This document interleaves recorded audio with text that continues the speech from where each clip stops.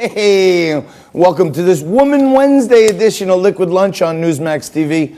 I'm John Tobacco. We're coming to you today, every day from Broadway.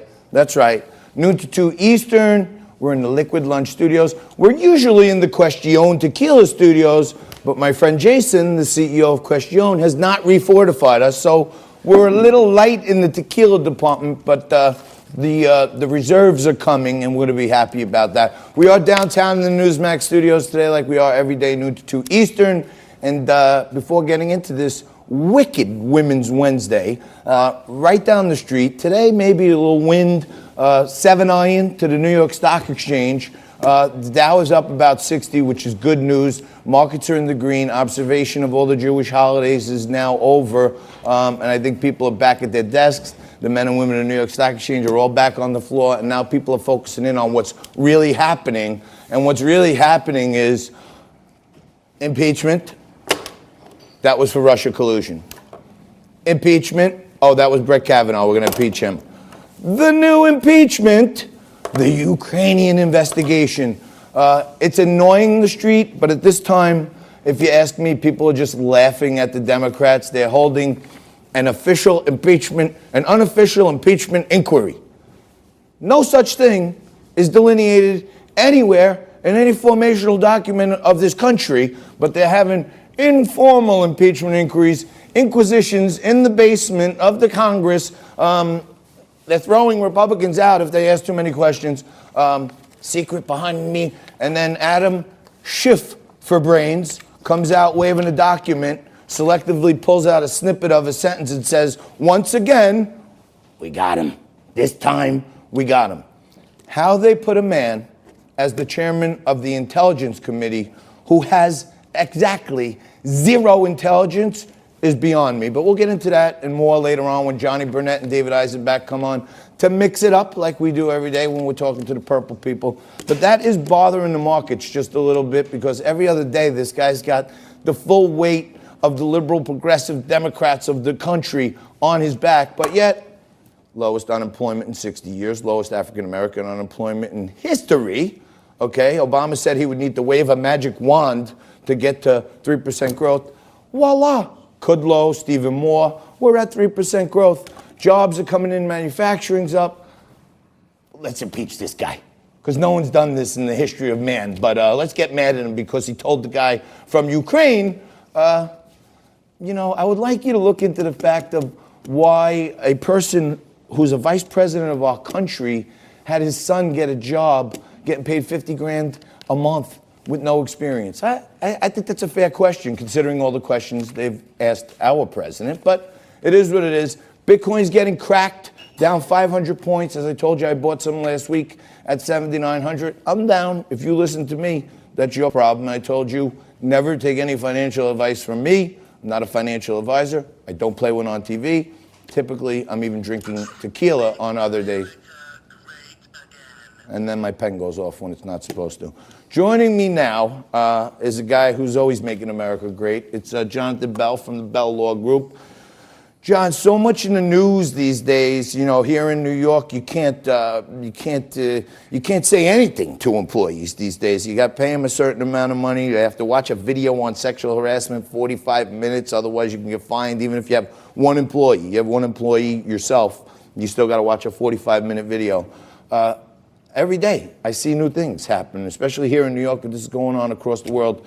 We try to educate our audience. What do the employees of America, small business owners, need to know, most importantly, to not get themselves in hot water? Sure, and that's a fair question. I think the biggest cases we're seeing right now continue to be the off-the-clock work. Okay, so you have an hourly employee forced to come in before their shift, before they get paid, and set up.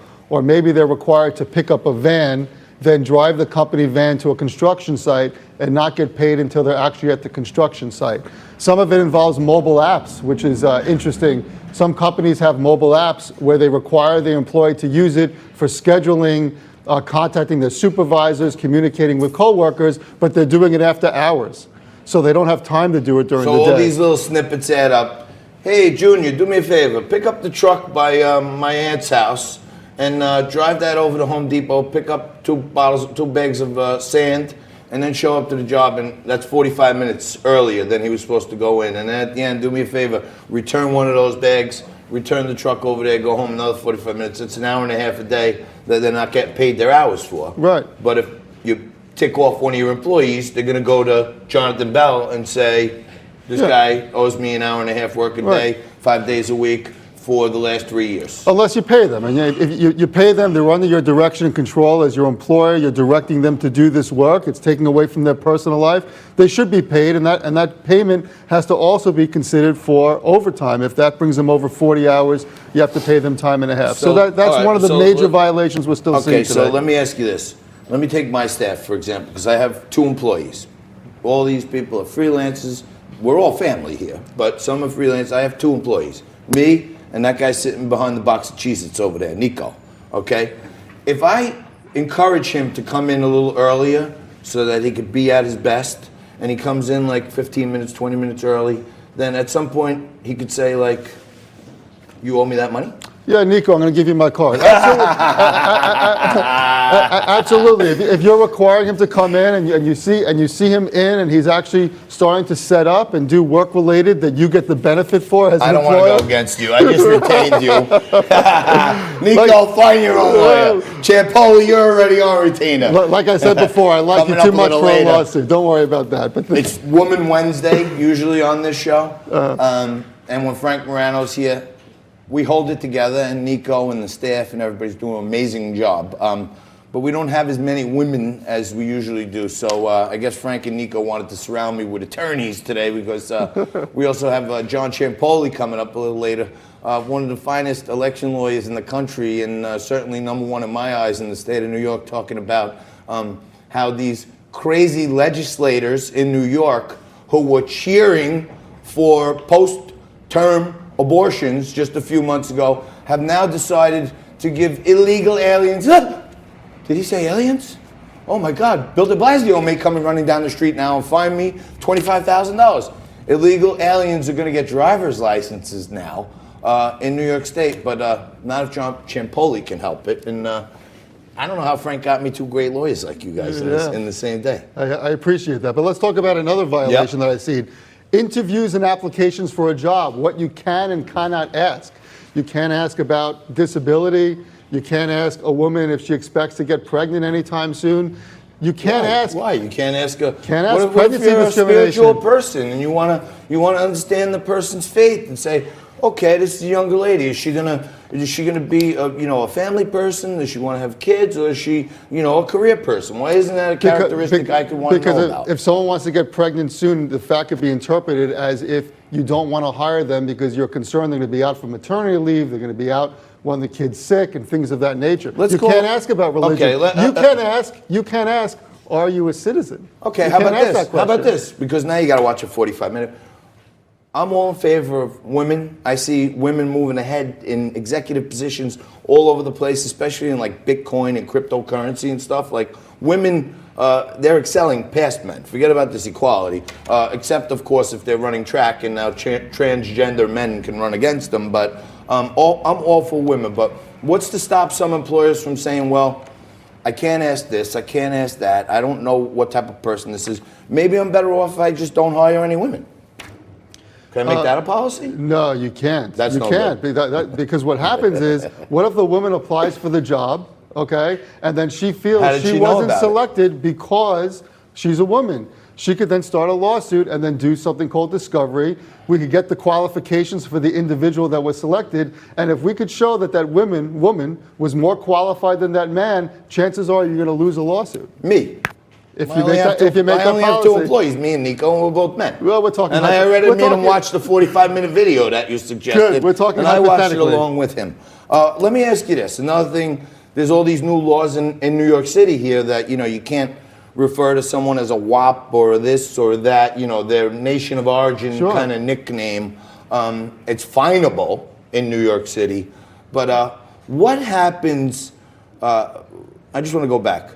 I think if I was hiring a woman, I would really vet her well, because I think the way the labor laws are today, because of what you're talking about, once you hire a woman and decide on her, she better be the right one, because you don't really have any way to fire her.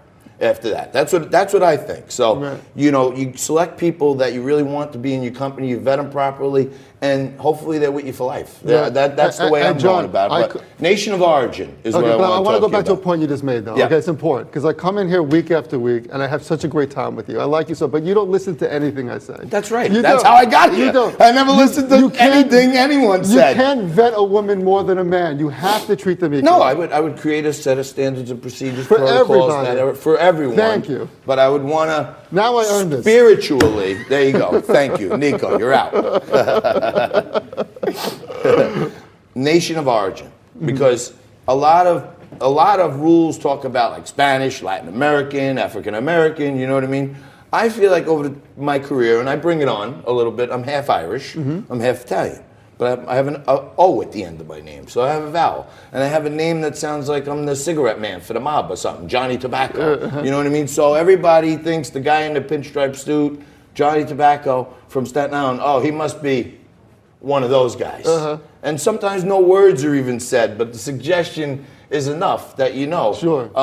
What happens in the workplace when that happens, when you actually know you felt it, you know that, and they say it overtly sometimes that, I could tell you, watch out, here come the Sopranos. I could tell you that that's such a great name. What a great name. What a great, I thought you made it up until I found out that was real. But putting that aside, so listen, That's if you're what mama gave me. if you're being My treated daddy gave differently me. in the workplace, there's two types of claims. There's a hostile work environment claim, meaning it doesn't affect your pay, but you're being called that guinea, that wop, you're in the mob, things of that nature. I'm saying over these that time. suggestions have been made in my case. It was never made me bring an action. I'm talking generally. but I'm talking you know. generally. So there's a hostile work environment claim where, Yeah. again, it doesn't hit you in the wallet, but you still have a case. It has to be generally severe or pervasive, happening over a period of time.